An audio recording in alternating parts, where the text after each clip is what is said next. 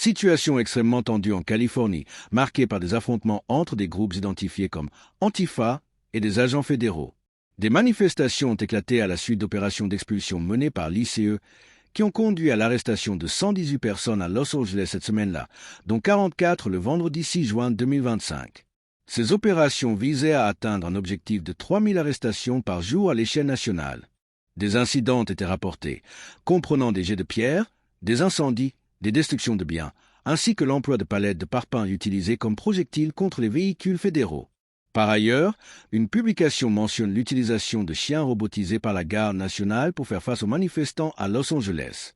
Donald Trump a ordonné le déploiement de 2000 membres de la garde nationale à Los Angeles pour réprimer les manifestations contre les opérations d'expulsion de l'ICE, qualifiant ces troubles de rébellion et promettant d'expulser les migrants sans papier. Il a également interdit les masques lors des manifestations et menacé de mobiliser des marines si les violences persistaient.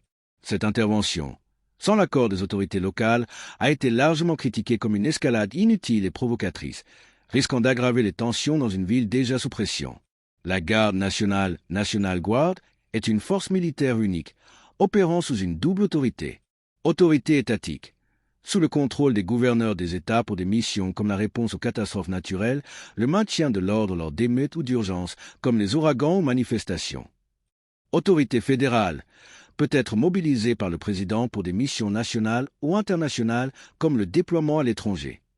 Pete Hegseth a déclaré que le département de la Défense mobilisait immédiatement la garde nationale à Los Angeles pour soutenir les agents fédéraux face aux attaques violentes contre l'ICE et a menacé de déployer des marines de Camp-Pendleton si les troubles persistaient.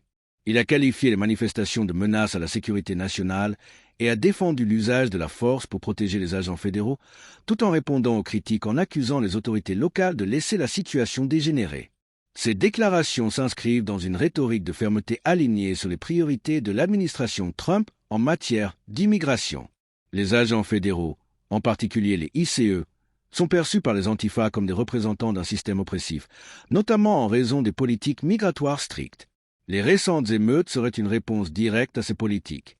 La Californie, État majoritairement démocrate, a souvent été le théâtre de tensions entre groupes d'extrême gauche et autorités, exacerbées sous des administrations républicaines.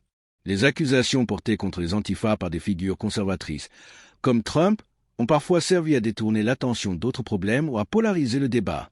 Alors que des affrontements violents éclatent entre des militants d'Antifa, des anarchistes et les forces de l'ICE en Californie, des questions se posent. Et si tout cela était orchestré pour servir un agenda plus sombre? Le philanthrope milliardaire de financer Antifa via son réseau d'NG comme Open Society Foundation.